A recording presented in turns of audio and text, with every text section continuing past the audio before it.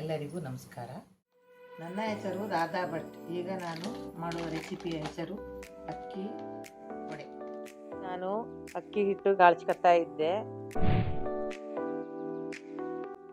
ಅಕ್ಕಿ ಹಿಟ್ಟು ಗಾಳ್ಸ್ಕೊಂಡು ಇಟ್ಕೊಂಡಾತು. ಈಗ ಬೇಕಾಗುವ ಸಾಮಗ್ರಿಗಳು: ಕಾಯಿ ತುರಿ 1 ಕಪ್ಪು, ಜೀರಿಗೆ 1 ಚಿಟಿಕೆ, ಅರಿಶಿನ ಪುಡಿ 1 ಚಿಟಿಕೆ, ಬೆಲ್ಲ ಸ್ವಲ್ಪ, ಉಪ್ಪು ರುಚಿಗೆ ತಕ್ಕಷ್ಟು, ಕರಿಲೆ ಎಣ್ಣೆ. ವಡೆಗೆ ಚಟ್ನಿ ಮಾಡ್ತಾ ಇದ್ದೆ.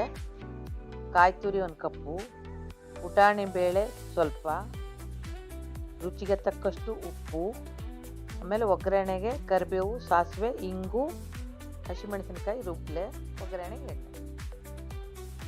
ಈಗ ನಾನು ಒಲೆ ಮೇಲೆ ಬಾಣಲಿ ಇಟ್ಟಿದ್ದೆ. 1 ಕಪ್ ನೀರು ಇಟ್ಕೊಳ್ಳೋ ಇದಕ್ಕೆ.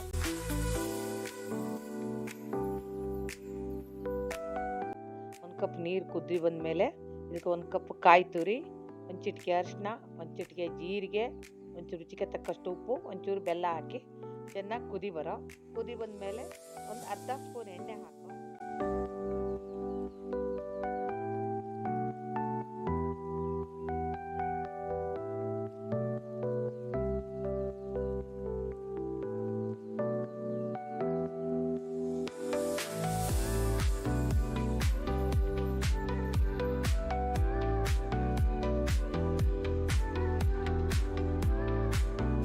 ಅದಾದಮೇಲೆ 1 ಕಪ್ಪು ಅಕ್ಕಿ ಹಿಟ್ಟು ಹಾಕಿ ಚೆನ್ನಾಗಿ ಮಿಕ್ಸ್ ಮಾಡಿ ಕೈ ಆಡಿಸ ಒಂದೆರಡು ನಿಮಿಷ ಇದು ತಣಿಲ್ಬಿಡ.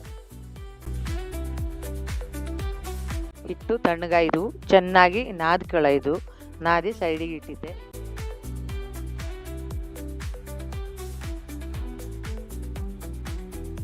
ಕರಿಲೆ ಎಣ್ಣೆ ಇಡ್ತಾ ಇದ್ದೆ.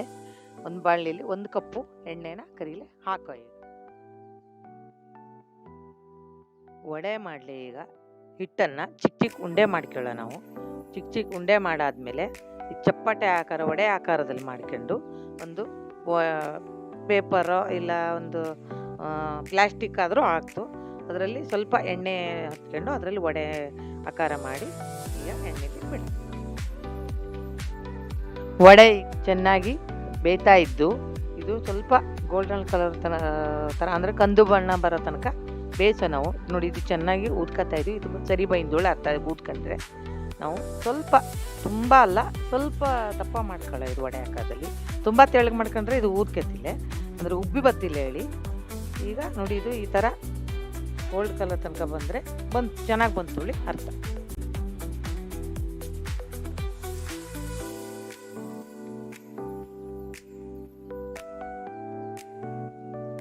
ಚೆನ್ನಾಗಿ ಆಯ್ತು, ಬೆಂತು. ಇದು ನಿಂಗೋಕೆ ಮಧ್ಯ ಮೇಲೆ ಚಹಾ ಕಾಫಿಗೂ ಚಲೋ ಆಗ್ತು. ಹಂಗೆ ಮಧ್ಯಾಹ್ನ ಊಟಕ್ಕೆ ಬಂದವು ಊಟಕ್ಕೂ ಮಾಡ್ಲಾಗ್ತು.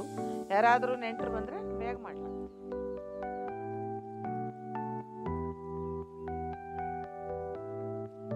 ಈಗ ವಡೆ ರೆಡಿ ಆಯ್ತು. ಈಗ ನಮ್ಮದು ಇದೀಗ ಸೈಡಲ್ಲಿ ಇಟ್ಕಮ್ಮ. ಈಗ ನಾವು ಇದಕ್ಕೆ ಚಟ್ನಿ ಇದ್ರೆ ಚಲೋ ಆಗುತ್ತಲ್ಲೇ. ಚಟ್ನಿ ಹಚ್ಕೊಂಡು ತಿಂದರೆ ಅದರ ಮಜಾನೇ ಬೇರೆ. ಅದು ಟೀ ಕಾಫಿ ಜೊತೆ ಚಟ್ನಿ ಹಚ್ಕೊಂಡು ತಿಂದರೆ ಚಲೋ ಆಗ್ತು. ಹಂಗಾಗಿ ಈಗ ನಾವು ಇದನ್ನು ರುಬ್ಕೊಂಬ ಮಿಕ್ಸಿ ಜಾರಿಗೆ ಎಲ್ಲ ಹಾಕ್ತಾ ಇದ್ದೆ. ನಾನು ಆವಾಗ ಮೊದಲೇ ಹೇಳ್ದಂಗೆ ಎಲ್ಲ ಸಾಮಗ್ರಿಗಳನ್ನು ಹಾಕಿ ರುಬ್ಕೊತಾ ಇದ್ದೆ.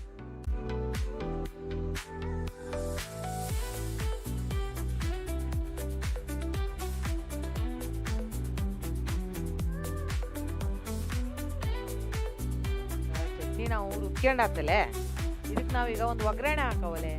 ಒಗ್ಗರಣೆ ಹಾಕಿದ್ರೆ ಅದ್ರ ಪರಿಮಳ ಇನ್ನೂ ಹೆಚ್ಚಿತ್ತು. ಈಗ ಒಗ್ಗರಣೆ ಹಾಕ್ತಾ ಇತ್ತು.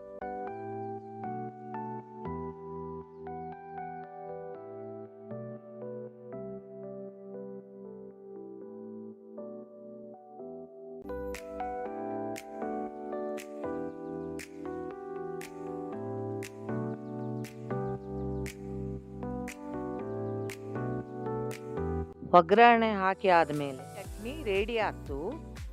ಈಗ ಚಟ್ನಿಯ ಜೊತೆ ಬಿಸಿ ಬಿಸಿ ಅಕ್ಕಿ ಜೀರಿಗೆ ವಡೆ ರೆಡಿ. ವಡೆ ರೆಡಿಯಾಯಿತು. ಇದು ಪದ್ರ ಆಗಿ ಒಳಗಡೆಯಿಂದ ಇದ್ದರೆ ನೋಡ್ಲೂ ಚೆಂದಿರ್ತು, ತಿನ್ನಲೂ ಚೆಂದಿರ್ತು.